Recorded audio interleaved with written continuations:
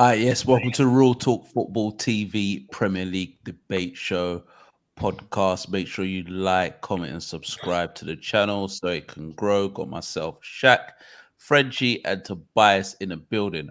All right, go straight into it. Arsenal losing last week, the week before, losing to Man City. Now losing to Spurs. No, sorry, losing to Everton. Man City losing to Spurs, but Arsenal losing to Everton. Are the wheels falling off, or is it wobbling at Arsenal? Are Arsenal going to bottle the title, or they're bottling it already? What do you guys think? Frenchie, go. No, I think it's a bit too early to call it. Arsenal, I think they will be fine. They will be just fine. The Everton blip, it's just you could see coming because new manager, everyone pumped up. You know, it's that new manager Phil that got Everton over the line.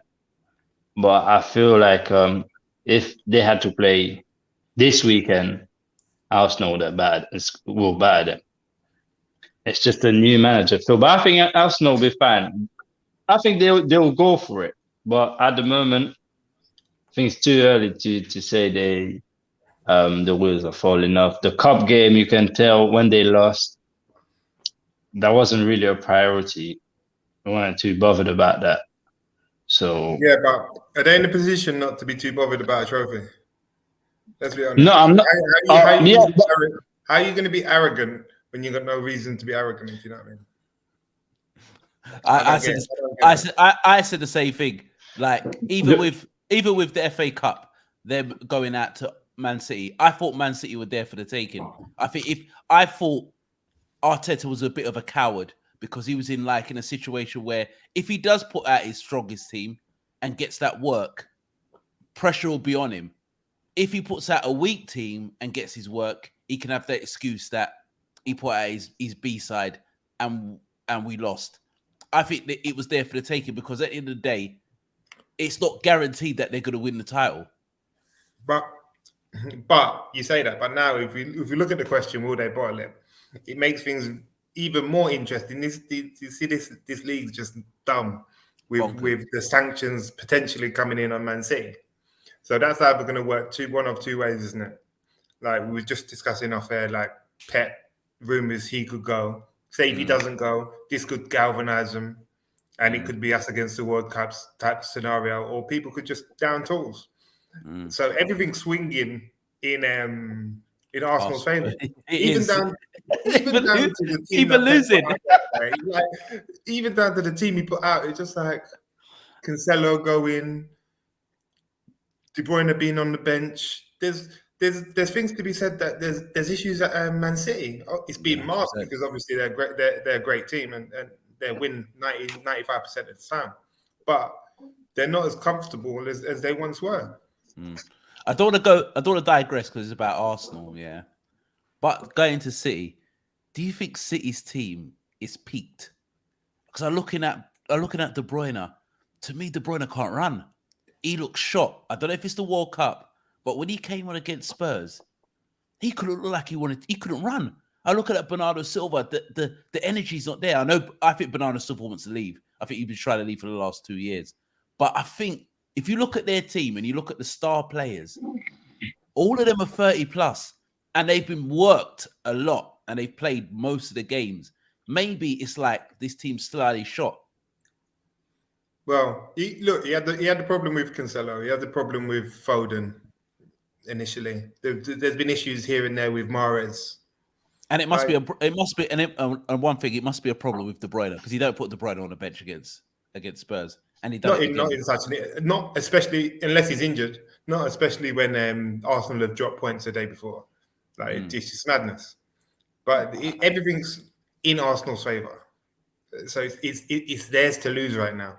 But it's all about how City react, isn't it?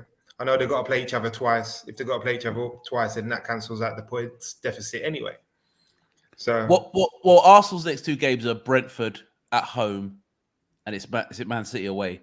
I think it's Brentford at home, yeah, Man City away. So we can see in the next couple of weeks where they are, because Brentford are on fire. Brentford are flying right now. Jesus is back now. No. Huh? Jesus is back now. Maybe he is, but he's not going to be 100% fit. So he's been back training.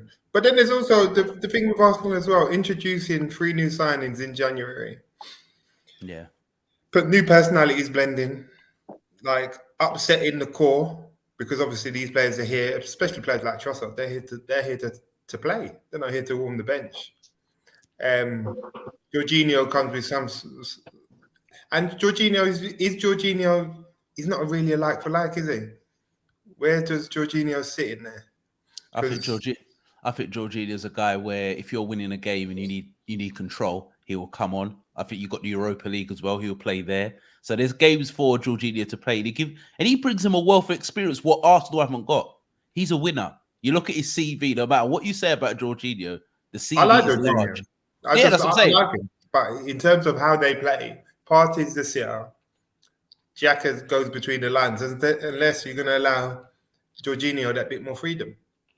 I think Jorginho's a squad player. I think he'll play certain games, but I think games where they need control off the bench, maybe they're under the cosh, he can keep the ball in tight areas. I think. So he's strictly a benchman. I think he is. Yeah. I think he is. I think he knows his but role. that's what he's here for, though. I think so. I think that's what they got him for. Yeah, to control the last 30 if you're drawing a game, to keep 100%. It that way. Yeah, 100%. Yeah. And he's a winner. I look at Arsenal's team, it's a young side. They don't know how to win. He does. And you look at the CV, like I said, that he knows how to win. And I think he'll bring the young players through. I think it's a clever signing. A signing what you make where you want your main target, because he's only signed an 18-month contract. So that's a signing where you make where it's a stopgap, but he's a good player, a top player. Yeah, 100%. So yeah. What's the percentage of Arsenal winning the title then? What would you give the percentage? What did the bookies even make them favourite at the minute? Yeah, they're favourites. Yeah. Arsenal favourites. Arsenal favourites. If the bookies are giving them favourites, where then you got to call them favourites. They ain't giving that money to no one. But when you look at it, you can't really put anybody else that in the race title, because Man United, how many points? 4 points? Well, Man United only 3 points behind City. They're only 3 points behind City. But so what? You must be about 7-8 points away from Arsenal. So Arsenal, 8. You're 8 points. Arsenal got a game in hand, haven't they? You're 8 points off Arsenal. So 8 points off Arsenal. Yeah, it's I don't think Man United are there yet. I think top 4 is realistic, and I think if they can win Europa League, I think that's an amazing season. Plus, they're in a cup final as well. I don't really see them in the title race. But can Arsenal, because now Arsenal have come out of nowhere, yeah. But are Arsenal still Arsenal? That's the question we need to know. Because now you're going into the tail end of the season now, where everything matters.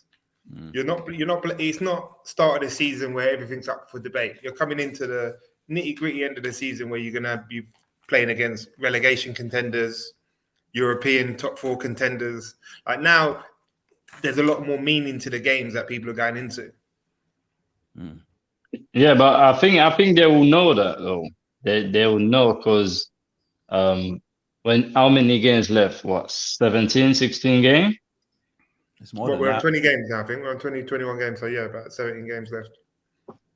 Yeah, so they will know that, but that every team would have to go through that. That when you're on top of the league, everybody wants to beat you. So Arteta he has done a good job, but I personally think they're not gonna run away from it, but they're gonna make it there, I think. Okay, let's say if he goes through the season with getting top 4, not winning anything, is that a good season? Is that a good season for Arteta? Yeah, it's a great season. I don't think so. I think go on, Fred. I'll talk after this. Go on. The reason I'm saying the way he started, and not getting, at least should finish second, though, because Arsenal they was running away. They were running away with it for a bit, and I still think they can do it. So I think if they end up finish 4th after a good start like this, No, I'm not saying. yeah, I'm it's no saying good season. within the top 4. If they don't win it, then you don't win it, and whatever's in the top 4 is in the top 4. But for me, I agree, because you look at sort of them breaking records to a degree of winning, having the most points total by a certain amount of games, and then to finish up with trophyless, especially the way they've disrespected the cups. Yeah, that's a failure, man. Like, we forget Arteta isn't a new manager. He's been, what is this, his 4th year here? 4th year's got to be, right? Yeah. So what are they? So, like anyone, yeah. Don't get me wrong, the turnaround's been great, but all this will be nothing unless they win it. Yeah, And yeah, pointless, isn't it? I disagree. I think no. Before the season started, not one of us thought Arsenal would be fighting for the title. So I'm saying, but wait. So I don't think none of them would have been fighting for the title. So for them to be fighting for the title and maybe pushing Man City, who are the best team in this league for maybe the last 5 or 6 years, push them all the way and don't win the league, I think that's progress. They were 6th or 7th last, 6th last year, and then come come to second. I think you look at the players; they've gone up another level. Saka's gone up a level again. Martinelli's gone up a level. I know they're in a position to win, and it will be a failure for everybody else on the outside. But I think in the inside, for them to make that jump, I think that's progression. It reminds me of when Liverpool just missed out on the title by a point. Everybody was killing us, but next year we won the Champions League and then won the league. I think that will give them the ammunition to go again, if you know what I mean, if they don't win it. No, but then you're looking at expectation, aren't you? It comes with this now, comes the added expectation. That doesn't really work well for everyone. Yeah, but it came to expectation with Liverpool. Liverpool came 1 point and then won the Champions League the following year. Now you lot, man, you're in the mud, innit? Stop bringing up Liverpool, man. It's just the same. They remind me the same. So expectation, no expectation. I think they will get better again. Already, yeah? No, I just think it is the way they started. Just by the way they started, you cannot finish 4th after all of this work. I think you can. You know, that's too much of. The difference will be like, let's say they had a bad start, and then they worked their way into the top 2, then you could say, okay, yeah, they done all right. But to be flying like this and lose it all the way to the end, that's a failure. I don't know. I think that's a bit harsh. I don't know. I don't think so. I think if they come second, I think it's a great season. I think if they can go deep in Europa League, I think if you look at the squad, I still don't think the squad is that amazingly strong. I think they have to keep everybody fit, and I think they've been lucky with injuries.